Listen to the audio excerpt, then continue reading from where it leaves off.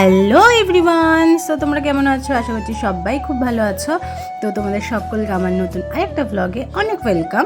So দিনটা ছিল 19th December, আর সেই দিন সকালটা আমাদের অনেকটাই সকালে হয়েছে বলতে পারো। আর ড্রেস আপ দেখে বুঝতেই পারছো যে আমরা কোথাও একটা যাচ্ছি। হ্যাঁ, বলতে পারো আরেকটা ছোট্ট স্বপ্ন পূরণ হচ্ছে আর কি। তো আমার না বেশ অনেক দিনের ইচ্ছে ছিল যে আমরা বাইকে রাইড করে কোথাও একটা যাব। সো বরমশাইকে একবার বললাম, দুবার বললাম, তিনবার বলাতেই বরমশাই রাজি হয়ে গেল। আর জাস্ট একদিনের প্ল্যানিংয়েই আমরা আজকে সকাল সকাল বেরিয়ে পড়েছি। কোথায় যাচ্ছি না যাচ্ছি তোমাদের সাথে সবটাই শেয়ার করব। আর আমাদের আজকে গ্রিন বেস্টকে নিয়ে প্রথম রাইড। তো যেদিন গ্রিন বেস্টকে কেনা হয়েছিল সেটাও তোমাদের সাথে আমি শেয়ার করেছিলাম। আর আজকে যেহেতু ওর সাথে আমাদের ফার্স্ট রাইড, সেটা তো তোমাদের সাথে শেয়ার করতেই হবে, তাই কি না বলো? দেখো বস, ঘুরতে যাওয়ার একটা আলাদাই আনন্দ থাকে। ঘুরতে যেতে কে না ভালোবাসে বলো, কিন্তু বাইকে রাইড করে ঘোরাটার একটা আলাদাই মজা। তো খুব ইচ্ছে আছে বাইকে করে পাহাড় যাওয়ার। তো সেই জন্য বরবাসীকে বললাম চলো আগে ছোট্টখাটো একটা ট্রিপ করে আসি, তারপর না হয় পাহাড়ে যাব। আর হয়তো বাইক রাইডে না বেরোলে হয়তো কিছু কিছু ফিলিংসগুলো আবার নতুন করে আসতেও না। সেটা তোমাদের সাথে পরে শেয়ার করছি। দেখো, গল্প করতে করতে আমরা চলে এসেছি কোলাঘাট। আর যেহেতু অনেকটা সকালে উঠেছিলাম সেই জন্য আমার খুব ঘুম পাচ্ছিল, কিন্তু ঘুমালে চলবে না। আর ওই যে ওইদিকে দেখো বরমশাই এখন দেখতে গেছে আমাদের সারথি কি করছে। দেখলো না, সারথি ঠিকঠাক রয়েছে। তো এখানে আমরা একটু চা কফি খাবো, দেন আবার আমাদের জার্নি স্টার্ট করব। আর যেহেতু আমরা সকাল সকাল কিছু খাই না, সেই জন্য আমরা এখানে ব্রেকফাস্ট করিনি, খালি চা কফিটাই খেয়েছি। আর অনেকটা রাস্তা আমরা চলে এসেছি। আর তোমরা দেখে বুঝতেই পারছো যে আমরা কোথায় এসেছি। হ্যাঁ, আমরা দীঘায় এসেছি। অনেকটা দিন পরেই আমরা দীঘায় এসেছি, তাও আবার বাইকে রাইড করে আসলাম। যেটা বলছিলাম যে হয়তো বরমশাইয়ের সাথে বাইক রাইডে না আসলে অনেক কিছুই ফিল করতে পারতাম না, মিস করে যেতাম। যেমন দেখো, এই বারে বারে আমাকে জিজ্ঞেস করা তুমি ঠিক আছো কি না, ঘুম পাচ্ছে কি না, শরীর ঠিক আছে কি না। মানে ও সারাটা রাস্তা বাইকটা চালিয়েছি ঠিকই, কিন্তু এর মাঝে মাঝে আমার খোঁজটা নেওয়া, ঠিকভাবে বসেছো তো, প্রবলেম হচ্ছে না তো, তুমি একদম কমফর্ট ফিল করছো তো, মানে এইগুলো তো জিজ্ঞেস করেছে এত ভালোভাবে। আমার তখন খুব ভালো লাগছিলো যে এতটা কেয়ার করছে। তো ঘুরতে আসা আমার জন্যে ঠিকই একটা ডিসিশন ছিল। আর তোমরা এখন আমার ভয়েসটা শুনে বুঝতেই পারছো যে আমি কতটা হ্যাপি। আর আমি তো ঘুরতে যেতে ভীষণই ভালোবাসি। ঘুরতে যাওয়ার দুদিন আগের থেকে মানে আমার ঘুম ঠুম উড়ে যায়। আর এটা তো জাস্ট একদিনের প্ল্যানিংয়ে হয়েছে। আর ওই যে দেখো, দূর থেকে সমুদ্র উঁকি মারছে। অনেক দিন পর সমুদ্রে আসলাম। আমি সমুদ্রে যদিও স্নান করি না, তবুও আমার সমুদ্র ভালো লাগে, কিন্তু সবথেকে বেশি পাহাড় ভালো লাগে। আর পাহাড় তো যাবই, সেটাও তোমাদের সাথে আমি খুব শিগগিরই শেয়ার করব। এখন কিছু বলবো না, যবে হবে তবে বলবো। সো আমরা ওল্ড দীঘা ক্রস করে এখন যাচ্ছি নিউ দীঘার উদ্দেশ্যে। আর আমরা নিউ দীঘাতেই স্টে করব। আর দেখতেই পাচ্ছ এখানে ওই জগন্নাথ দেবের মন্দিরটা খুবই সুন্দর করেছে, খুব সুন্দর।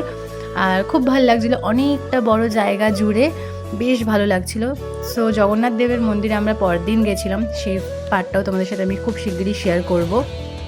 আর তোমরা কারা কারা এসছো এই জগন্নাথ দেবের মন্দির দর্শন করতে অবশ্যই কমেন্টস করে জানিও।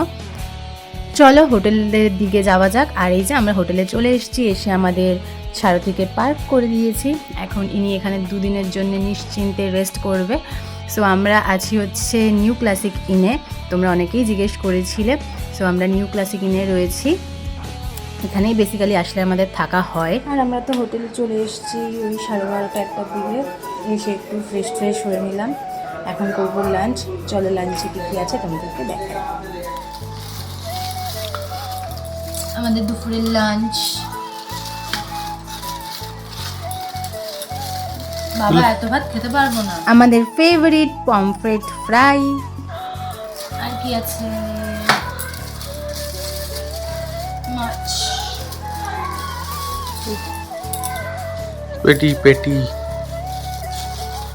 কাতলা, যে তোমার ফেভারিট জিনিস, আলু পোস্ত। আর আছে হচ্ছে ডাল, আর আছে পেঁয়াজ। এই হচ্ছে আমাদের দুপুরের লাঞ্চ। চলো আমরা খেয়ে নিই এবার। দুপুরের লাঞ্চ সেরে নিয়ে আমরা একটু ভালো মতন ঘুমিয়ে নিয়েছিলাম, কারণ আমরা যেহেতু অনেক সকালে উঠেছিলাম, আর এত সকালে তো ওঠা আমাদের অভ্যেস নেই, সেই জন্য একটু দুপুরে খেয়ে দিয়ে নিয়ে ভালো মতন ঘুমিয়ে নিয়েছি। ঘুম থেকে উঠে সন্ধ্যাবেলায় আমরা চলে এসেছি সি বিচে। আর চলো তোমাদের সাথে একটু সি বিচটা ঘুরে দেখিয়ে দিই। আর আমরা তো প্রায় ধরো 1-1.5 বছর পর যেহেতু এসে অনেক কিছু চেঞ্জেস দেখতে পেয়েছি। মানে আগে এত দোকানপাট ছিল না, এখন অনেক দোকানপাট হয়ে গেছে। আর এই যে এখন আমি যাচ্ছি চা খেতে। সি বিচে আসলে আমার মনটা কেমন চা চা চা চা করে, যেহেতু আমি বলতে পারো চা লাভার। আর কোথাও গিয়ে আমার শান্তি নেই, বিশ্বাস করো। এই ভদ্রলোকের সবসময় ফোন আসতেই থাকে, আমি খুব বিরক্ত বোধ করি। আর দেখো, বাঙালি মানুষের ঘোরা তো লেগেই থাকে, আর ঘোরার নাম আসলেই যেটা সবার আগে মাথায় আসে দীপুদা, দীঘা, পুরী, দার্জিলিং। তো দীঘাতে মানুষের ভিড় সব সময় থাকে, আর সমুদ্রে কি সুন্দর ঢেউ দিচ্ছিল। আর সেদিন যেহেতু অমাবস্যা ছিল, সেদিন ঢেউটা আরেকটু বেশিই ছিল, যত সময় যাচ্ছিল ঢেউটাও বাড়ছিল। সমুদ্রের আওয়াজটা শুনতে এত ভালো লাগে। পাহাড়ের যে নিস্তব্ধতা প্রেমে আমি বারবার পড়ি, আর সমুদ্রে আসলে সমুদ্রের ঢেউয়ের প্রেমে আমি বারবার পড়ি। আর এখানে আমরা এখন বসেছি হচ্ছে চা খাওয়ার জন্যে। আর এই ভদ্রলোক ফোনে বক বক বক বক করেই যাচ্ছে, ভদ্রলোকের কোনো কাজ নেই। ঘুরতে আসলেও কাজের কথা বলতেই থাকে, মনে হয় যে মাঝে মাঝে ফোনটাকে ছুঁড়ে ফেলে দিই। এদিকে আমি ভদ্রলোককে বলছি একটু টাকাও ফটো তুলি, আর ভদ্রলোক ফটো মটো তোলে না, কিছু না। আমার যা মাথাটা গরম হয়ে যাচ্ছিল, তা ভাবলাম চলো আমি একা একা ফটোটা তুলে নিই। মানে আমি কি করতে চাইছিলাম আমি এটা বুঝতে পারলাম না। আর ক্রিসমাসের জন্যে না ওই মাঠের মধ্যে অনেক লাইটিং করছিল, সেটা আজকে এখনও জ্বালানো হয়নি, সেটা পরে তোমাদের সাথে আমি শেয়ার করব। সেটা পরদিন দেখতে পেয়েছি। এই ভদ্রলোকে এখন আর ভালো লাগছে না, এখন ঠান্ডা লাগছে, বলছে বাড়ি চলো। তো আমি এখান থেকে জুম করে দেখানোর চেষ্টা করছিলাম যে আমরা এই হোটেলগুলোর পেছনের হোটেলটাতেই রয়েছি, কিন্তু ভাবলাম না তোমরা কি করে দেখবে, সামনে তো বড় হোটেলটা দাঁড়িয়ে রয়েছে, সেই জন্য তোমাদের সাথে শেয়ার করতে পারলাম না। আর দূর দূর দূর অবধি হচ্ছে খালি ভিড় আর মানুষের ভিড়। চলো অনেক সি বিচে ঘুরলাম, এবার যাব রুমে গিয়ে করতে হবে ডিনার। আমাদের ডিনারে আছে হচ্ছে chicken fried rice, chilli chicken খুবই কম দিয়েছে, যাই হোক। আর দুপুরে আমরা যেহেতু 2টো ভাত নিয়েছিলাম, দুজনে 2টো ভাত খেয়ে আর উঠতে পারিনি, একটা ভাতই হয়েছে, আর অল্প সামান্য লেগেছিলো, সেই ভাতটা পুরোই রয়ে গেছে। আর এই হচ্ছে আমাদের এখন ডিনার। তো ভিডিওটা কেমন লাগলো অবশ্যই কমেন্টস করে জানিও। টাটা।